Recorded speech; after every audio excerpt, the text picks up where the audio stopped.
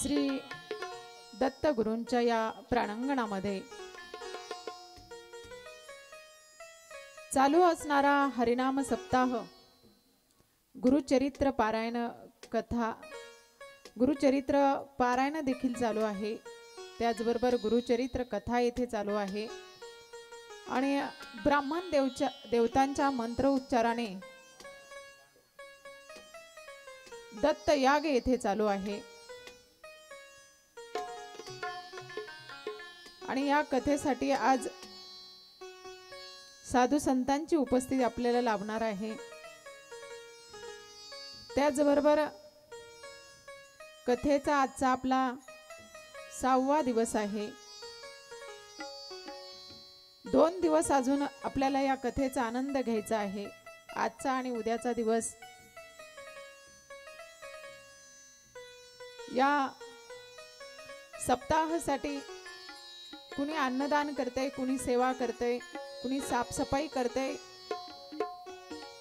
ज्याच्या ज्याच्या परीने जी जी कामं पडताय ती कामं सगळे सेवा भावार्थाने करताय आणि सगळ्या एकत्र येऊन करतात। खूप आनंद वाटतो, कारण या दत्तगुरूंच्या प्रांगणामध्ये दत्तगुरूंच्या चरणाजवळ जो कोणी सेवा करेल त्याला कुठलीच काही कमतरता नसते, हे सद्गुरूंनी सांगितलेलं आहे। आणि गुरूंचा महिमा काय आहे हे गेले आपण 5 दिवसापासून ऐकतच आलेलो आहोत। तरीही आपण आज गुरूंचा महिमा श्रवण करणार आहोत। त्याचबरोबर औदुंबराचा महिमा आपण श्रवण करणार आहोत। आज या कथेसाठी प्रथमतः उपस्थित आहे लखनगिरीजी महाराज यांचं टाळ्यांच्या गजरात आपण स्वागत करायचं आहे। सगळेच वादक गायक येथे उपस्थित आहे, त्यांचंही टाळ्यांच्या गजरात स्वागत करायचं आहे। आज जरी कथा लेट सुरू झाली तरी लवकर संपवणार आहे। बघा गुरूंचा महिमा काय असतो, गुरु जीवनामध्ये एक स्थान काय असतं। गुरूंचं महत्व खूप असतं जीवनामध्ये आणि गुरूंचा आशीर्वाद हा सदैव आपल्या पाठीशी असतो। परंतु ज्याला कळेल त्यालाच कळेल।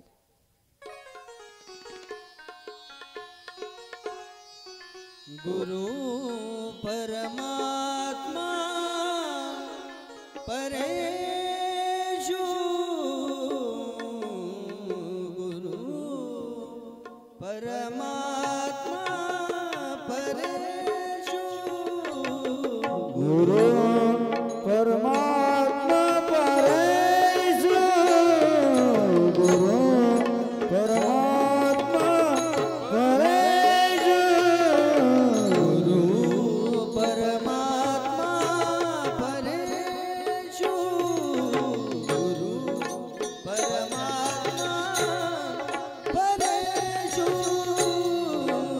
गुरु परमात्मा परेशु, गुरु परमात्मा परेशु।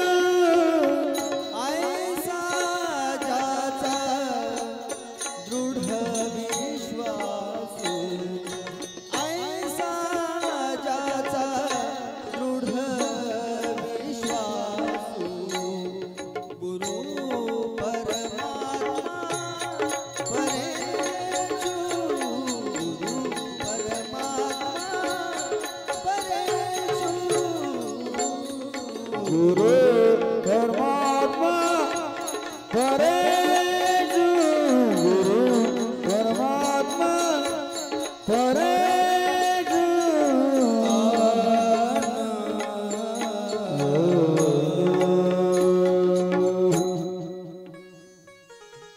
गुरु हा आपला परमात्मा आहे, परमेश्वर आहे। प्रसंग असा आहे, वैजनाथ क्षेत्री अंबाभवानी नावाचं एक गाव आहे आणि त्या गावाच्या क्षेत्री श्री गुरु वास्तव्यास आहे. श्री गुरु तिथे असताना एक ब्राह्मण तेथे येतो. आल्यानंतर तो गुरूंना म्हणतोस, गुरु मला तुमची कृपा असावी. गुरु हे अंतर्भाव जाणणारे होते. गुरूंनी म्हणावं, पहिला गुरु केलाय त्याचं काय? पहिला जो गुरु आहे ना, त्यांच्याजवळ नुसतं मला राबवून घेतात, कष्ट करून घेतात. माझ्या सेवेचं फळ मला आजपर्यंत काही दिले नाही. त्या गुरूंना सोडून मी इकडे आलेलो आहे. गुरु कोणताही असो, कसाही असो, त्या गुरुचे एकदा चरण धरले तर परत सोडायचे नसतात. श्री गुरु म्हणाले, तू ज्या गुरूंचा त्याग करून इथपर्यंत आलाय ना, तू त्या गुरु दक्षिणेचा, गुरुचा अपमान केलेला आहे. गुरुचा आत्मघात तू केलेला आहे. अरे, गुरूंचा प्रत्यक्ष तू अपमान केलेला आहे. ज्यावेळेस गुरूंना आपण सोडून दुसऱ्या गुरूंचं पात्करण करतो, त्यावेळेस जे पहिले गुरु केलेले असतात त्या गुरूंचा अपमान होतो. अरे, ज्या गुरूंचा तू अपमान केलाय ना, तू महापापी आहेस. जो गुरुचा त्याग करतो तो महापापी असतो. श्री गुरु त्याच्यावर चिडले. चिडल्यानंतर, अरे तुला गुरुचा महिमा काय असतो, गुरुजी काय असतात जीवनामध्ये तुला कळणार नाही. त्यावेळेस श्री गुरु, अरे गुरु काय असतात सांगतात. मग यावेळेस श्री गुरु त्यांना 3 शिष्यांची कथा सांगताय.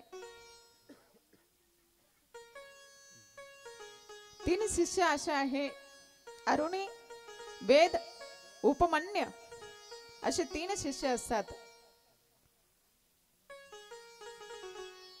द्वापार युग संपल्यानंतर कलियुग सुरू होतो.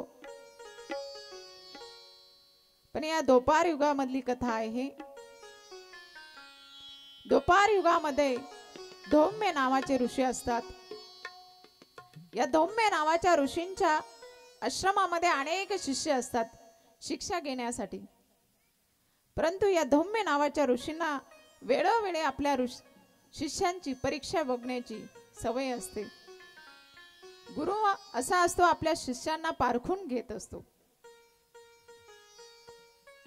आणि जे शिष्य चांगल्या प्रकारे शिकतात त्यांनाही गुरु शिकवतात. पण जो शिष्य मागे असेल, अडाणी असेल, त्याला समजत नसेल, उमजत नसेल काही, त्याही शिष्यांना पुढे आणण्याचं काम गुरु करत असतात.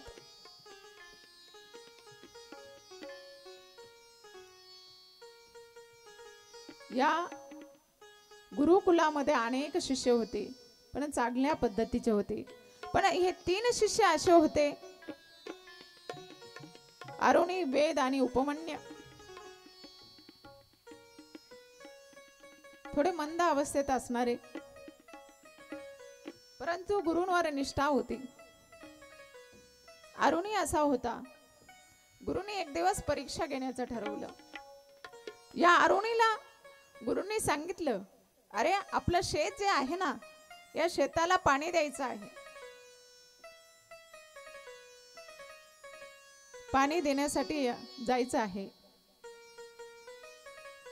गुरुनी या अरुणीला घेतलं आणि सांगितलंय, बघ इथे जवळच शेत आहे, आपल्या शेताला पाणी द्यायचं आहे. इथे जवळच कालवा आहे आणि या कालव्यातून पाणी आपल्या शेतात सोडायचं आहे.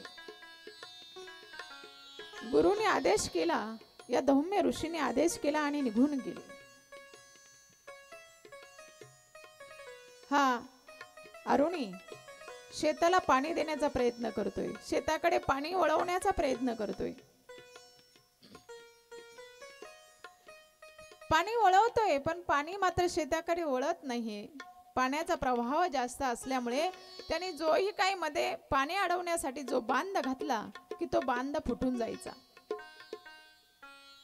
बांध फुटून गेला की आता काय करावं, शेताकडे पाणी गेलं पाहिजे. गुरूंची आज्ञा आहे, ती आज्ञा आपण पूर्णही केली पाहिजे. पाणी जात नाही शेताकडे. हा अरुणी त्या कालव्याचा जो प्रवाह होता पाणी अडवण्यासाठी त्यांनी काय केलं असेल, त्या प्रवाहामध्ये आडवा झोपला. आडवा झोपला आणि पाणी अडलं गेलं आणि शेतामध्ये पाणी जाऊ लागलं. गुरुची आज्ञा कशी असते बघा, आणि ती पालन कसे करतात शिष्य. ज्यावेळेस पाणी शेतामध्ये भरलेलं आहे, रात्रीची वेळ झाली, परंतु धौम्य ऋषी वाट बघू लागले आपल्या शिष्याची. अरे अरुणी अजून आला नाही, काय झालं असेल ना, अरुणी का बरं आला नाही, शेतात इतक्या वेळ पाणी देतात का. या अरुणीला शोधण्यासाठी धौम्य ऋषी शेताकडे निघाले. हातामध्ये मशाल घेतली आणि अरुणीच्या शोधासाठी धौम्य ऋषी निघालेले आहे. धौम्य ऋषी शेताजवळ आले. अरे अरुणी कुठेस तू, आवाज देत आहे. अरुणी आवाज देतोय, गुरुवर्या मी इथे कालव्याजवळ आहे. अरे त्या कालव्याजवळ काय करतोय, पाणी अडवतोय. अरे थंडीमध्ये गारठशील, त्रास होईल, बाहेर ये. ज्यावेळेस गुरुंनी बाहेर बोलवलं, त्या अरुणीच्या मस्तकावरून हात फिरवला, लावून हात कुरवाळीला माथा. त्या गुरुंनी त्या शिष्याच्या माथ्यावरून हात फिरवला. लावणी हात कुरवळीला माथा, लावणी हात कुरवळीला माथा, लावणी हात कुरवळीला माथा, लावणी हात कुरवळीला माथा.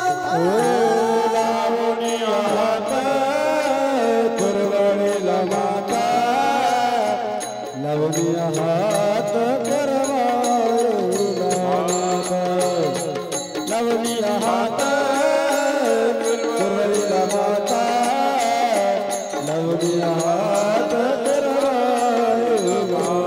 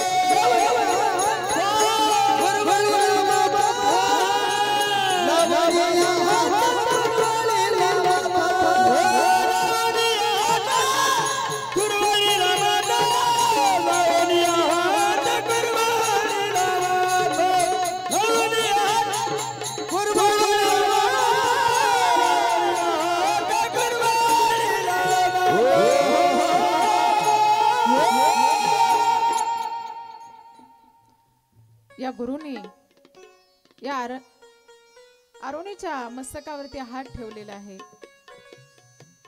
ज्यावेळेस गुरुची कृपा होते, या अरुणीला सगळी विद्या प्राप्त होते. पुढे गुरुजी धौम्य ऋषी जो वेद असतो त्याची परीक्षा घेतात. याला शेतामध्ये साळीचं राखण करण्यासाठी पाठवतात आणि सांगतात या साळी परिपक्व झाल्या की कापून आणायच्या आणि पूर्ण निर्मळ करून तू घरी आणायच्या. हे सांगितल्यानंतर हा वेद सुद्धा शेताचं राखण करतो. साळीचं पीक तयार झाल्यानंतर तो काढतो, कुटतो आणि तयार करतो. आणि तयार केल्यानंतर इतकं धान्य ते तयार होतं. धान्य तयार झाल्यानंतर तो बघा त्या गाड्यावरती तो धान्य भरतो आणि त्याला पुढे रेडा झुकतो. रेडा झुपल्यानंतर रेडा ज्यावेळेस या गाडा ओढतोय, परंतु त्या रेड्याला सुद्धा फास लागला. फास लागला, तो रेडा चाले ना आणि जागचाही हले ना. या वेदना काय केलं, रेड्याला सोडून दिलं आणि स्वतः त्या गाडा ओढण्यासाठी गाडा ओढू लागला. साळीनं भरलेला तो गाडा तो ओढू लागला आणि गाडा ओढत असताना बघा या धौम्य ऋषींनी बघितलं, किती माझे शिष्य माझी निष्ठावंत भक्ती करतात. जो शब्द मी टाकला तो पूर्णत्वाला नेण्याचं काम माझे शिष्य करतात. गुरुने त्या वेदाला सुद्धा अनुग्रह दिला आणि त्याला सुद्धा सर्व गुण संपन्न त्या वेदाला बनवलं. पुढे पुढे गुरुजी परीक्षा घेताय, उपमन्याची परीक्षा घेताय. या उपमन्य नावाच्या शिष्याची परीक्षा घेत असताना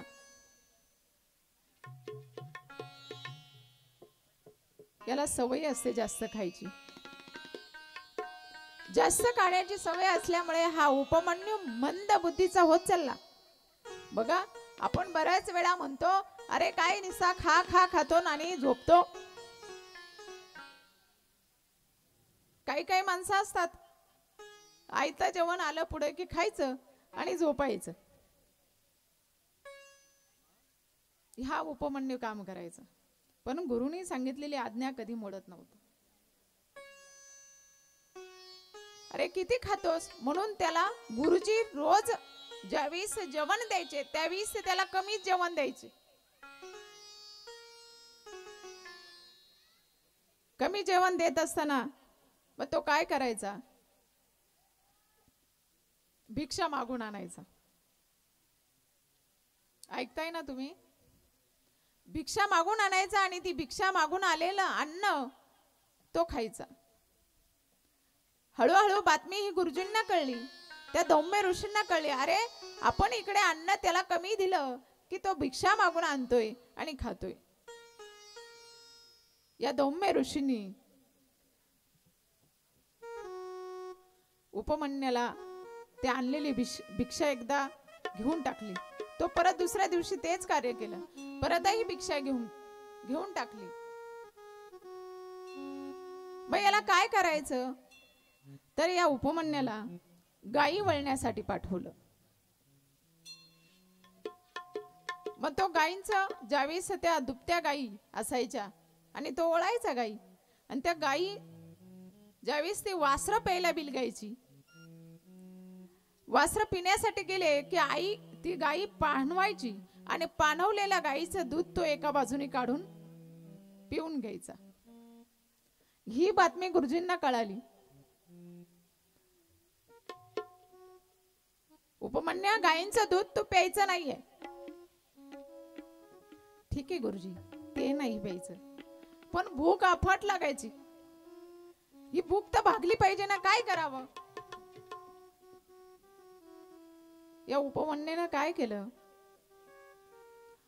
रुईच्या झाडाचा चीक काढला. रुईच्या झाडाचा चीक काढला आणि तो चीक त्यांनी प्याला. परंतु तो चीक काढताना तो चीक थोडासा डोळ्यांमध्ये उडाला. डोळ्यांमध्ये उडाल्यानंतर त्याच्या डोळ्यांना अंधत्व आलं, अंध झाला. परंतु गुरु वळतोय तो अंध झाला आणि गाया, त्याला वाटलं गाया हाकलीत हाकलीत आपल्या आश्रमाकडे न्यावं. झालं असं, एक खड्डा होता तिथे, त्या खड्ड्यामध्ये तो उपमन्यू पडला. आणि पडल्यानंतर तो वाट बघतोय, आता कुणी तर काही काढा येणार नाही, आता जंगलाच्या दिशेत आहे. परंतु त्याला चिंता वाटू लागली, आपण खड्ड्यात पडलोय, पण आपल्याला गुरूंनी आज्ञा दिलेली आहे की गुरु वळायची. आणि ती गुरं जर इकडे तिकडे गेली तर काय करायचं? तो खड्ड्यात पडलाय, त्याचं त्याला काहीच नाही. परंतु गुरं इकडे इकडे गेली तर काय करायचं? गुरूंची आज्ञा मोडली जाईल. म्हणून तो उपमन्यू आवाज देऊ लागला. पर उपमन्यू घरी काय येईना?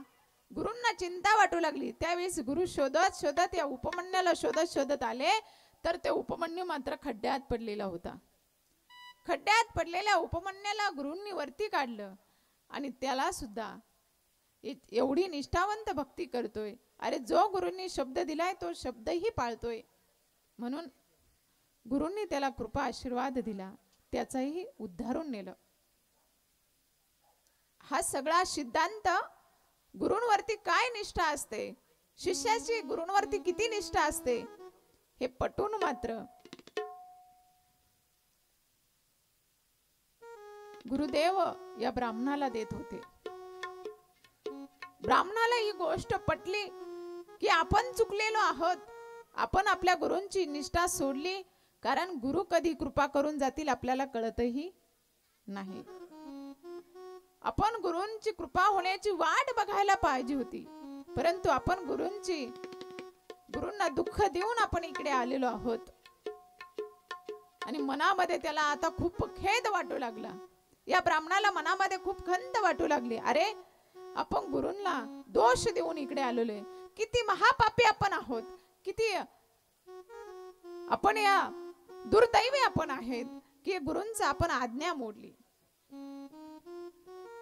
ज्यावेळेस या ब्राह्मणाच्या मनातला भाव या सद्गुरूंनी जाणलेला आहे आणि तेही या ब्राह्मणाला सांगतात, माणसाला पश्चाताप झाला की त्याची सगळी पातके जळून जातात.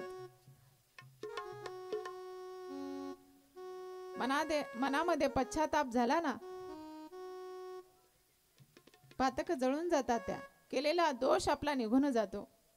जा त्या गुरूंना शरण जा. हा ब्राह्मण तिथून निघाला आणि आपले जे गुरु केलेले होते त्या गुरूंका आला आणि त्या गुरूंना शरण गेला. सद्गुरूंना शरण तो गेलेला आहे आणि त्या सद्गुरूंची निष्ठा भावनेने तो सेवा करू लागला. त्या सद्गुरूंनी सुद्धा या ब्राह्मणावरती कृपा आशीर्वाद दिला. आणि कृपा ज्यावेळेस गुरूंचा आशीर्वाद भेटतो ना, त्यावेळेस आपल्याला कुठलीच काही कमतरता राहत नाही. म्हणून गुरूंवरती निष्ठा एक निष्ठेने असावी, गुरूंवरती भक्ती एक निष्ठेने असावी. ती भक्ती आपण करावी. एकदा आपण भजन घेऊया. दिगंबरा दिगंबरा श्रीपाद वल्लभ दिगंबरा, दिगंबरा दिगंबरा श्रीपाद वल्लभ दिगंबरा.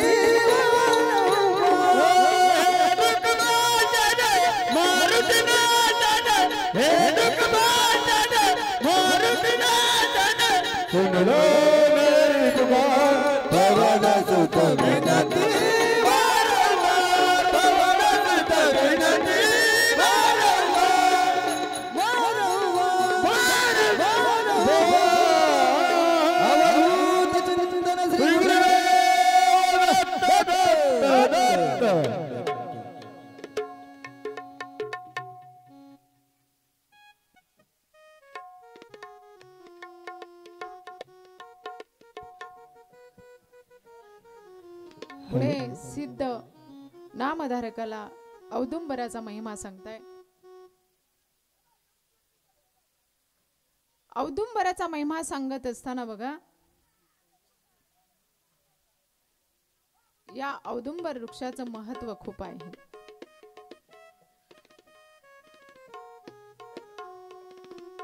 औदुंबराचं साधं फळ जरी असलं, त्या औदुंबराचं फळ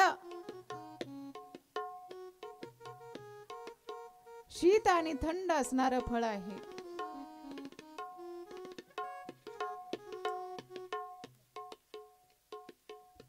ज्यावेळेस हिरण्यकश्यपूचा वध करताना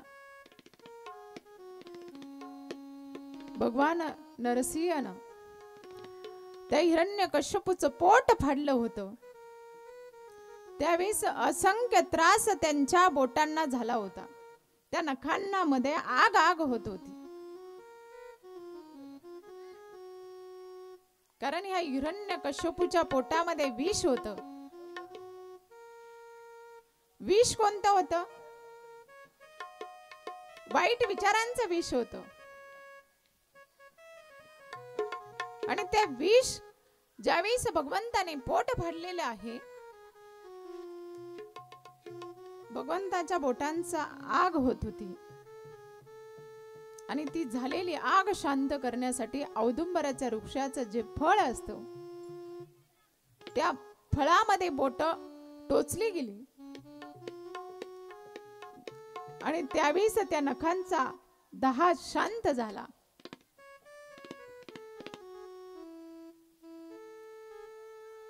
या औदुंबर वृक्षाखाली तप केलं तरी हजारो कोटींचं फळ प्राप्त होत असतं.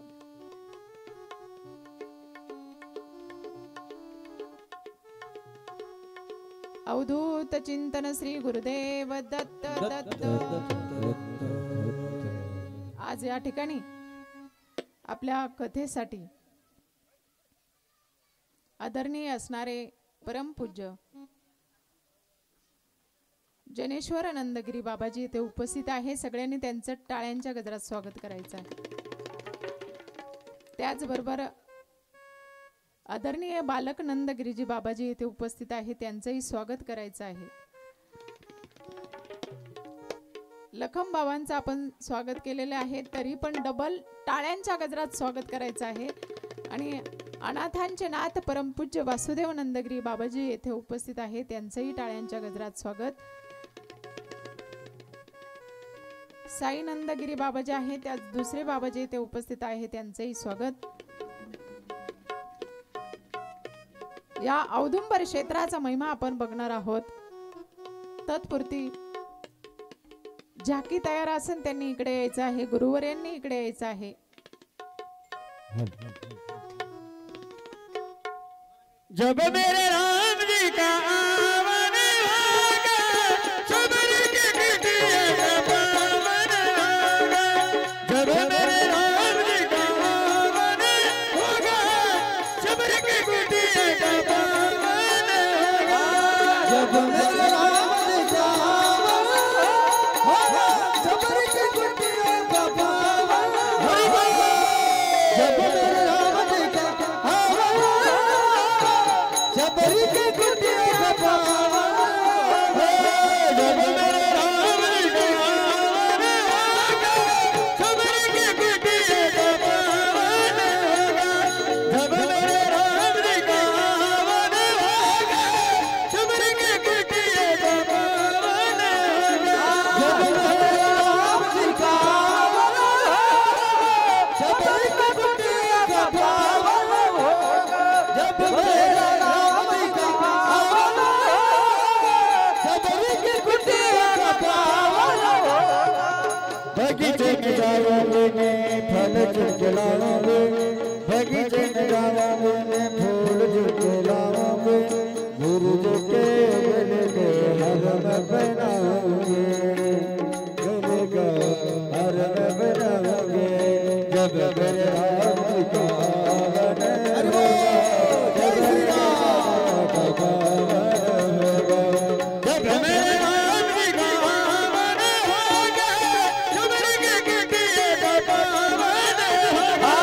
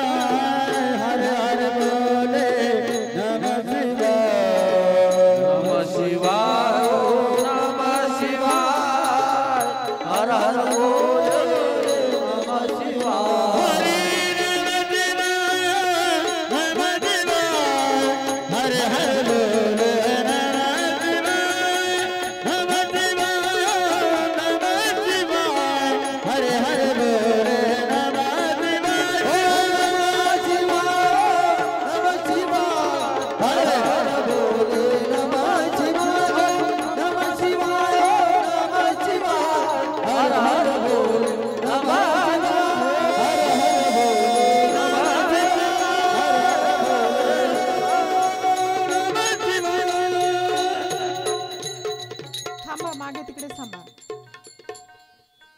बघा, अमरेश्वर नावाचं तीर्थ या महादेवाच्या स्थान तिथे आहे. संगम नावाचं तीर्थ तिथे आहे. पंचगंगा तिथे वाहत आहे आणि इथेच औदुंबराचं स्थान आहे. आणि त्याच औदुंबराच्या स्थानाजवळ श्री गुरु मात्र आपलं जप अनुष्ठान करताय. या अनुष्ठानाचं खूप महत्व आहे तिथे.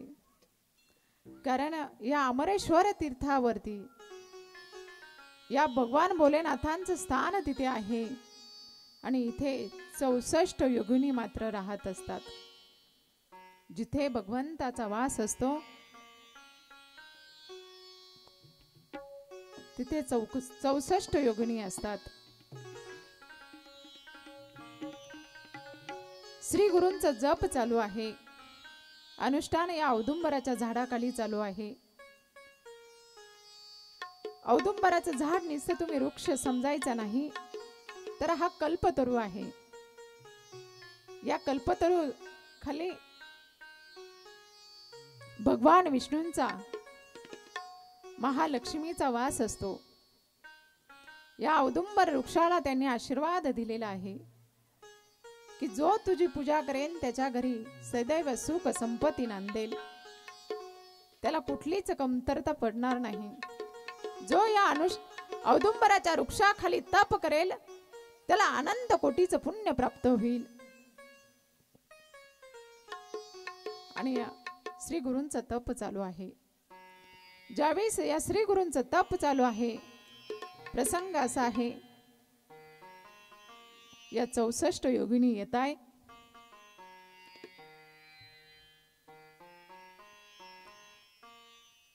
त्या भगवंताच्या दर्शनासाठी येत आहे.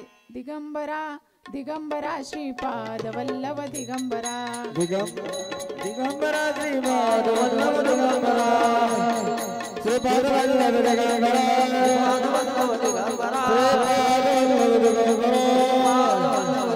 हरे दिगंबरा दिगंबरा दिगंबरा,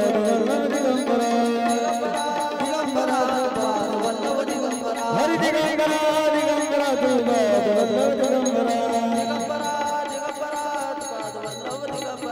दत्त गुरु के स्मरण कराओ, दत्त गुरु के भजन कराओ, दत्त गुरु के भजन कराओ, दत्त गुरु के भजन कराओ.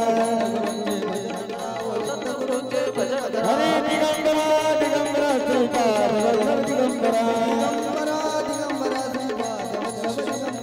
श्रीपाद वल्लभ दिगंबरा, श्रीपाद वल्लभ दिगंबरा, दिगंबरा दिगंबरा श्रीपाद वल्लभ दिगंबरा, दिगंबरा दिगंबरा श्रीपाद वल्लभ दिगंबरा,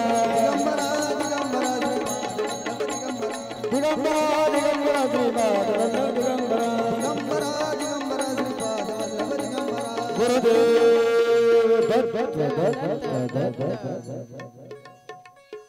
या पंचगंगा येथे उपस्थित होतात. 64 योगिनी म्हणून ओळखल्या जातात. या पंचगंगा रोज श्री गुरूंचं दर्शन घेण्यासाठी येतात. श्री गुरूंकडे जायचं आहे. श्री गुरूंचं दर्शन घेण्यासाठी येतात. दर्शन घेतात आणि श्री गुरूंना नमस्कार करतात. गुरु हा संत कुळे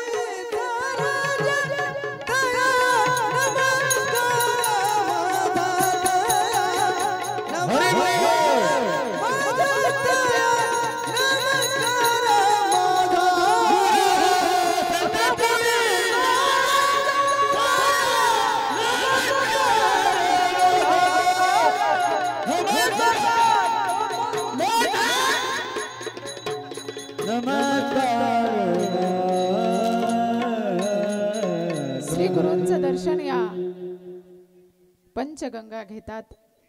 दर्शन घेतल्यानंतर श्री गुरूंना घेऊन आपल्या नदी पात्राकडे जात आहे. श्री गुरूंनी उभं राहायचंय.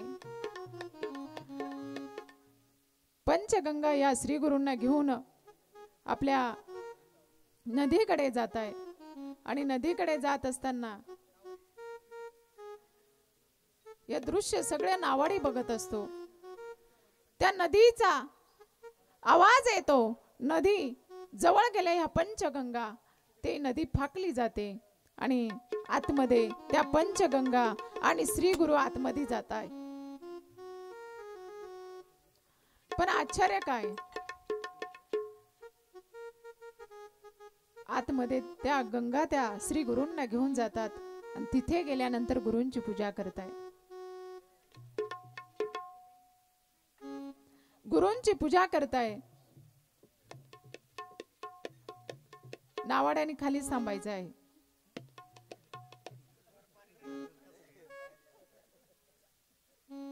या पंचगंगा गुरूंची पूजा करताय. कुठे? त्यांच्या क्षेत्रात नेल्यानंतर गुरूंची पूजा करताय. भक्तिभावाने गुरूंची पूजा करताय. परत गुरु पूजा झाल्यानंतर आपल्या परत औदुंबर या वृक्षाखाली येऊन बसताय.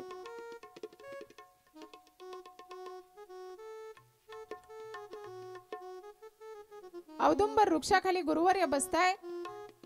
आणि दुसऱ्या दिवशी परत या 64 योगिनी या पंचगंगा परत तेथे येताय. श्री गुरूंची पूजा करताय. हे सगळे दृश्य एक नावाडी बघतोय.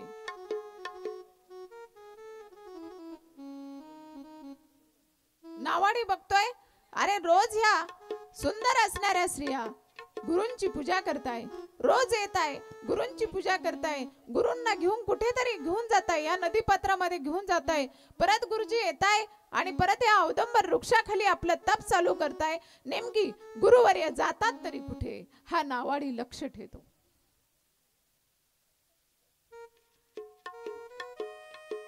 नावाडी लक्ष ठेवतो कुठे जातात गुरु. परत आज या पंचगंगा गुरूंचं पूजन करताय. या सद्गुरूंचं पूजन करताय आणि पुन्हा नदी पात्राकडे गुरुवर्यांना घेऊन जाताय.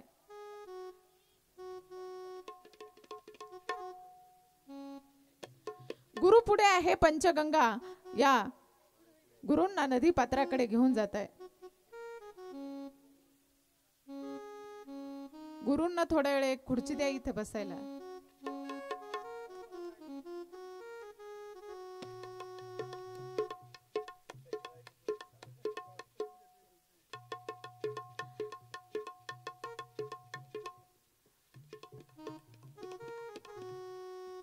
इथे ठेवा.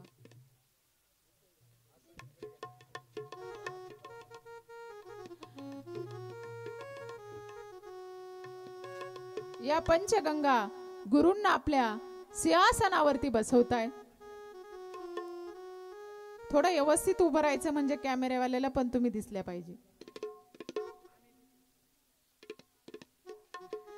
बघा या पंचगंगा गुरूंची सेवा करताय. गुरु चरण गुरूंचं धुताय.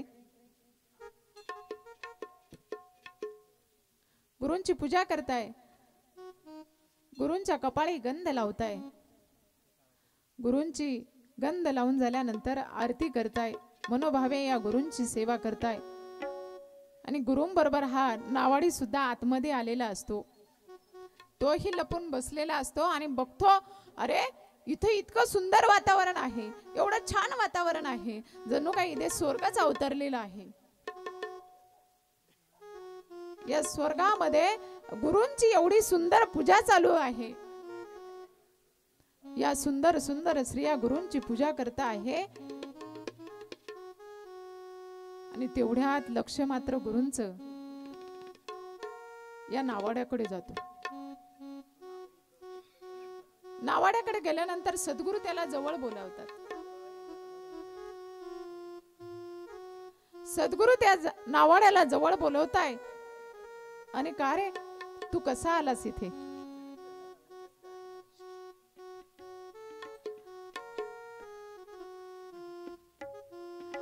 तू कसा आलास इथे?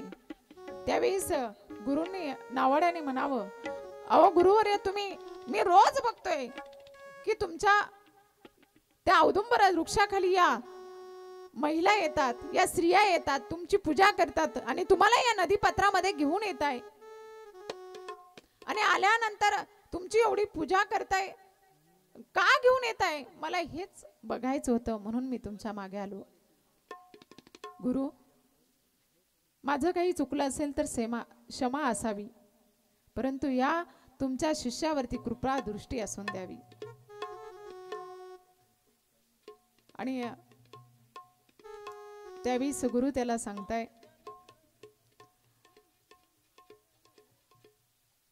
तुला कुठलाच कमी पडणार नाही, तुझ्या घरी सुख समृद्धी नांदेल, सदैव लक्ष्मीचा वास तुझ्या इथे असेल. गुरुची कृपा होते ना, तेव्हा काहीच कमी पडत नाही. आणि परंतु तुला एक सांगतोय, तू इथे आला आहेस पण हे इथेच विसरून जा. बाहेर गेल्यानंतर हे या तीर्थाच्या आतमध्ये मी आलो होतो हे सांगू मात्र कोणाला नकोस. गुरुने शब्द दिला आणि त्याही शिष्याने शब्द पाळण्यास सुरुवात केली. या पंचगंगा गुरूंची पूजा करताय आणि गुरूंची पूजा झाल्यानंतर गुरु परत आपल्या स्थानावरती येण्यासाठी निघताय. गुरु आपल्या स्थानावरती येत आहे, औदुंबरच्या वृक्षाखाली येऊन परत विराजमान होत आहे आणि आपलं जप अनुष्ठान करताय. तुम्ही खाली बसून घ्या थोड्या वेळ.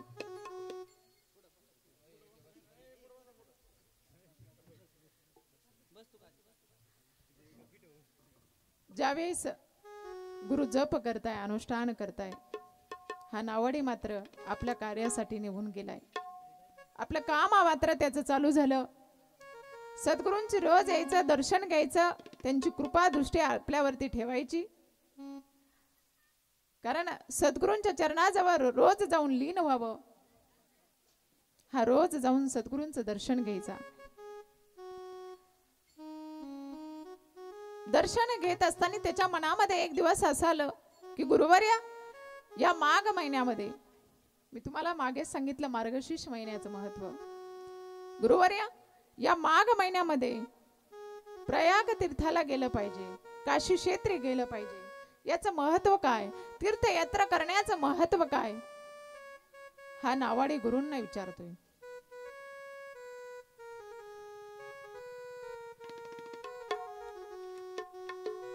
अरे, प्रयाग तीर्थाचं महत्व काय? या पंचगंगांचा संगम इथे आहे ना, हेच प्रयाग तीर्थ आहे. दक्षिण काशी म्हणून अमरेश्वर हे तीर्थ म्हणजेच दक्षिण काशी आहे. हो गुरु, हे सगळं ठीक आहे, पण प्रत्यक्ष जिथे प्रयाग तीर्थ आहे ते प्रयाग तीर्थ अजून मी बघितलेलंच नाही. काशी ईश्वरनाथाचं दर्शन अजून माझं झालेलंच नाही. ते दर्शन माझं कधी होईल? मी तर गरीब असा, काम करण्यात माझा वेळ जातो. माझं कधी जाणं होईल? आणि त्या तीर्थयात्रा करण्यासाठी माझ्याजवळ तेवढं धनही असायला हवं. गुरूंच्या चरणाजवळ बसून तो बोलतोय. परंतु सद्गुरू असे असतात, आपल्या शिष्याच्या मनामध्ये ती संकल्पना येते, ती संकल्प पूर्णत्वाला नेण्याचं काम गुरुवर्य करत असतात. गुरूंनी आपलं वज्र आसन टाकलेलं आहे आणि त्या वज्र आसनावरती गुरु पुढे बसलेले आहे आणि शिष्य मागे बसलेला आहे.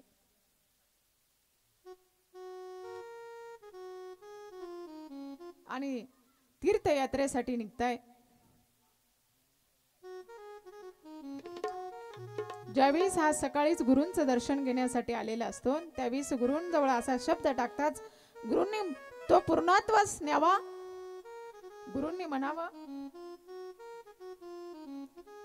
बसले माग त्या गुरु आणि शिष्य मागे बस, एका गुरु पुढे बसले, शिष्य मागे बसलेले आहे.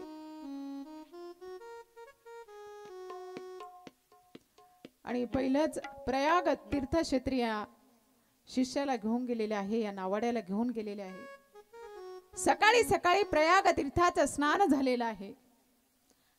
प्रयाग तीर्थाचं स्नान करून गुरु मध्यान्नाच्या वेळेस म्हणजे दुपारच्या वेळेस गुरु काशी विश्वनाथाचं दर्शन घेण्यासाठी या नावाड्याला घेऊन जात आहे.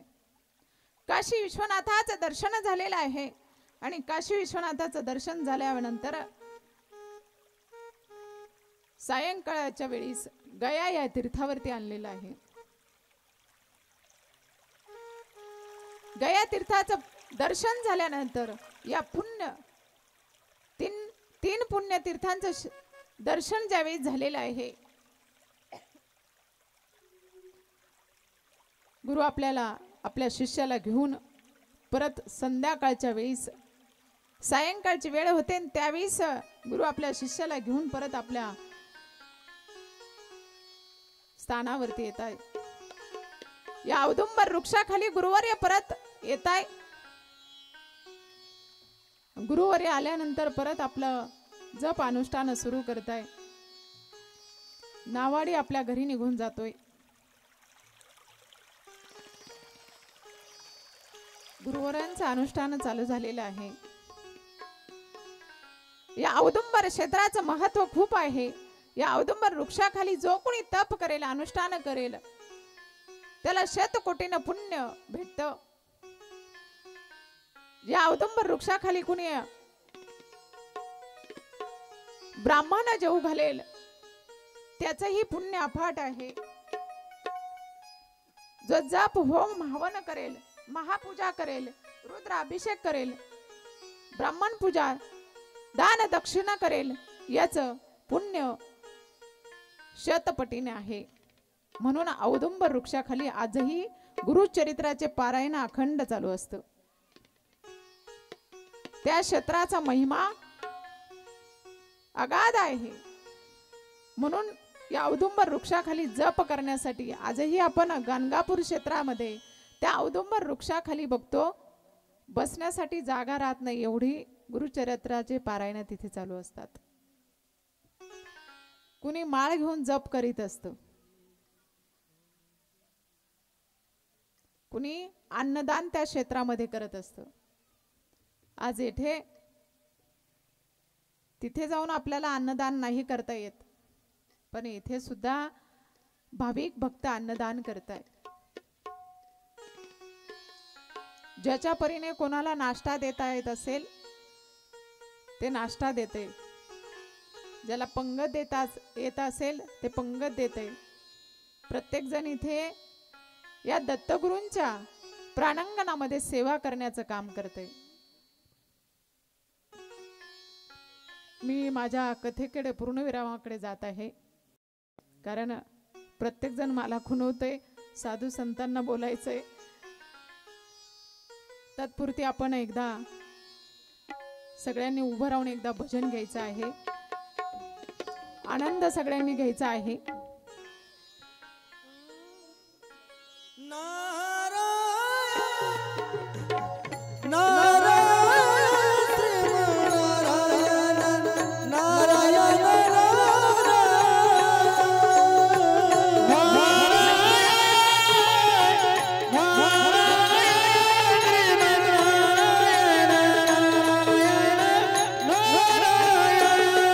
हरी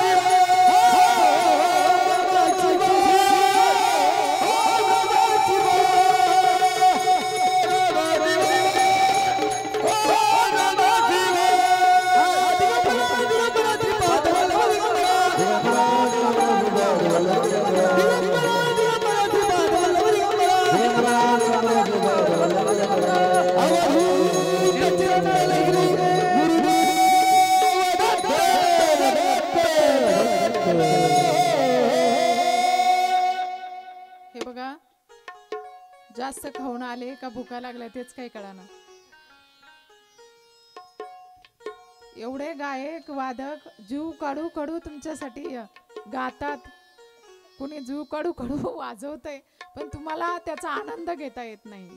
माझा सुद्धा घसा बसलाय बोलून बोलून पण तुम्ही आनंद घेत नाही बघा. तरुण मित्रमंडळ कुठे असेल त्यांनी सगळ्यांनी पुढे यायचे. तरुण मित्रमंडळ इरिगेशन कॉलनीतलं हे पुढे येतच नाही, कथेसाठी हजर होतच नाही. राजमुद्रा ग्रुप पुढे यायचे आणि एकदा सगळ्यांनी उभं राहायचे आणि एक गवळण होईल. सगळ्यांनी आनंद घ्यायचा त्याच्यात. सगळ्यांनी डॉक्टर साहेब वैजापूरवरून आले त्यांनी सुद्धा आनंद घ्यायचा. चला. असं कसं देवाचं देव टेकेडा देव एका पायाने लंगडा. असं कसं देवाचं देव टेकेडा देव एका पायाने लंगडा. असं कसं देवाचा देव टेकेडा देव एका पायाने लंगडा. हरी असं कसं देवाचा देव टेकेडा देव एका पायाने लंगडा. हरी बोल. असं कसं देवाचा देव टेकेडा देव एका पायाने लंगडा. सकसा देवा का देव लंगड़ा देव एका पायाने लंगड़ा. सकसा देवा का देव लंगड़ा देव एका पायाने लंगड़ा. सकसा देवा का देव लंगड़ा देव एका पायाने लंगड़ा. एका पायाने लंगड़ा हरि एका पायाने लंगड़ा. एका पायाने लंगड़ा हरि एका पायाने लंगड़ा. आणि आज देवा देव लंगड़ा देव एका पायाने लंगड़ा. असं कसं देवा का देव लंगड़ा देव एका पायाने लंगड़ा. असं कसं देवा का देव लंगड़ा देव एका पायाने लंगड़ा. हरि असं कसं देवा का देव लंगड़ा देव एका पायाने लंगड़ा. हे गौरगरी जातो दही दूध खातो. गौरगरी जातो दही दूध खातो. हरि गौरगरी जातो दही दूध खातो. गौरगरी जातो दही दूध खातो. करी दया दुधाचा रगडा करी दया दुधाचा रगडा. आणि आता देवाचा देव लंगडा देव एका पायाने लंगडा. असं कसं देवाचा देव लंगडा देव एका पायाने लंगडा. असं कसं देवाचा देव लंगडा देव एका पायाने लंगडा. असं कसं देवाचा देव लंगडा देव एका पायाने लंगडा. हरे वाळवंटी जातो कीर्तन करी. वाळवंटी जातो कीर्तन करी. वाळवंटी जातो कीर्तन करी. वाळवंटी जातो कीर्तन करी. करी साधू संतासु लंगडा करी साधू संतासु लंगडा. असं कसं देवाचा देव लंगडा देव एका पायाने लंगडा. असं कसं देवाचा देव लंगडा देव एका पायाने लंगडा. असं कसं देवाचा देव लंगडा देव एका पायाने लंगडा. असं कसं देवाचा देव लंगडा देव एका पायाने लंगडा. हरी एक जन दोन्ही विठ्ठल हरी एक जन दोन्ही विठ्ठल एका जन दोन्ही विठ्ठल एक जन दोन्ही विठ्ठल. देव एक दाता बचरा देव एक दाता बचरा. हरी असं कसं देवाचा देव लंगडा देव एका पायाने लंगडा. असं कसं देवाचा देव लंगडा देव एका पायाने लंगडा. असं कसं देवाचा देव लंगडा देव एका पायाने लंगडा. असं कसं देवाचा देव लंगडा देव एका पायाने लंगडा. भूल भूल विरे भूल भूल विरे भूल भूल विरे भूल भूल विरे भूल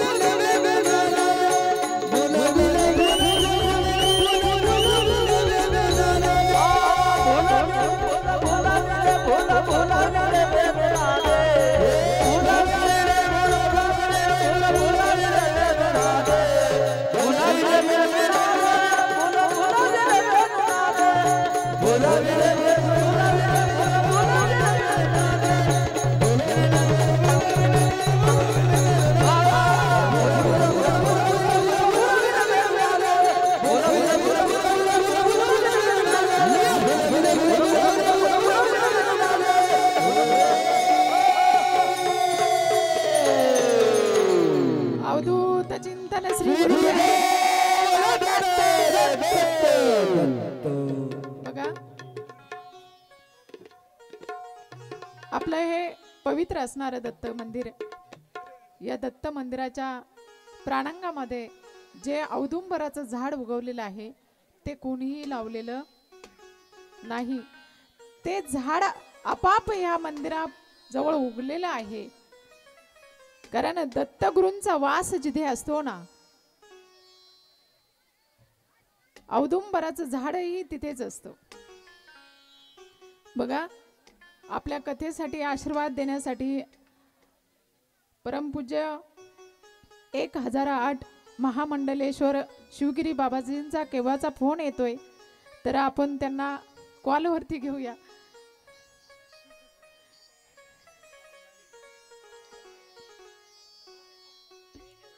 जय जनार्दन. बोला बाबाजी. नर्मदे हार. आता आम्ही इथं समुद्राच्या तटावरती आलेलो आहोत नर्मदा परिक्रमा करताना, आणि आपण गुरुचरित्र या अगदी सुंदर अशा महान ग्रंथावरती सत्संग प्रवचन करत आहात. विशेषतः दत्त जयंती आहे, या निमित्तानं पारायण, अन्नदान आणि विशेष सर्व अतिशय आदरणीय अशी वंदनीय अशी ही व्यासपीठावरची सेवा पाहून आम्ही सर्वजण अगदी आनंदी झालो आहोत. कारण गुरुचरित्रावरती बोलणं एवढं सोपं नाही आणि त्याचं चिंतन आपण करत आहात. विशेष भाविक भक्तगण सर्व अतिशय श्रवण करत आहात, त्याबद्दल सर्व भाविक भक्तांना आणि आमच्या कथाकार हरिभक्तपरायण संगीताताई अतिशय सुंदर कथा करताय, त्याबद्दल आम्ही टाळ्याच्या गजरात स्वागत करतो आहोत. खूप आनंद झाला आम्हाला आणि सर्व भाविक भक्तगण अगदी मोठ्या उत्साहाने या कथेमध्ये श्रवण करत आहे. ही कथा खूप सुंदर आहे. एक एक ओवी चिंतनीय आहे. आपण ते एक एक शब्द ऐकल्यानंतर आपलं कल्याण होणार. निश्चित आपल्याला त्याची फलश्रुती मिळणार, यात कुठल्याही प्रकारचे नाही. म्हणून अगदी ही कथा झाल्यानंतर अजूनही त्यांनी बाकीच्या कथा सुद्धा करायला पाहिजे. खूप छान वाटलं. आमचे आदरणीय वंदनीय आमचे गुरुबंधू, ज्येष्ठ गुरुबंधू आमचे बाबाजी गौरवी बाबा, आणि अगदी वृद्धाश्रम एवढं, आणखीन अनाथ आश्रम, सर्व सेवा एवढी मोठी करतात. आमचे पहिल्यांदा खूप खूप आमचे गौरवी बाबांचं मनपूर्वक स्वागत. कारण अनाथांचे मायबाप ते आहे. विशेषतः सरांचं बी आणि सर्व भाविकांचं ज्याने आयोजन केलं, आयोजकांना खूप धन्यवाद. या तुम्ही ही कथा आयोजित केली त्याबद्दल मनपूर्वक स्वागत. जय जनार्दन, जय जनार्दन. नमो नारायण बाबा. बाबा नमो नारायण. नमो नारायण बाबाजी. बाबाजी, तुम्ही आपल्या लेकराला आशीर्वाद दिल्याबद्दल आज बाबाजींच्या पुण्यतिथी निमित्त या ठिकाणी आलेले महंत ज्ञानेश्वर नंदगिरीजी महाराज, महंत लखनगिरी बाबा, महंत तुमचे ठाणापती बालगिरी बाबा, त्यानंतर साई बाबा, त्यानंतर आडबगीनाथ बाबा, असे संतांनी या ठिकाणी हाजरी लावली. आज गुरु बाबाजींच्या पुण्यतिथी निमित्त तुमच्या मुखातून आमच्या कानावरती वाणी पडली. आम्ही तर थकल्यामुळे काही तुम्हाला समुद्राच्या किनाऱ्याला भेटायला आलो नाही, पण तिथून तुम्ही सागराशी मिळता गंगादळ झाले पवित्र तायाचे मन निर्मळ, आयशी संताची कृपा जाणे आणि मस्तक तायाच्या त्यांनी वंदित असे. तुमचा अखंड आशीर्वाद माझ्या धर्मकंडावर राहू. निष्काम जनता जनार्दन वारकरी भागवत संप्रदायाच्या वतीने त्यांचं कार्य अखंड तुमच्या आशीर्वादाने चालू. धन्यवाद देतो. ज्ञानेश्वर बाबा तुम्हाला नमस्कार करतो. ओम नमो नारायण, ओम नमो नारायण. मा नर्मदा आपली यात्रा सफल बनव. महाराज आज बाबाजींचं पुण्य हो ना, बघा बघा काय स्वामीचं पुण्य स्मरण काय योगा योग आहे. बाबाजींची आवडती नदी नर्मदा, आणि त्या नर्मदेची तुम्ही पायी परिक्रमा करताय, त्याच्याबद्दल खूप खूप अभिनंदन. सर्वांनी बसलेल्या लोकांनी सर्वांनी बाबांचं टाळी वाजून स्वागत करा. वा वा वा वा.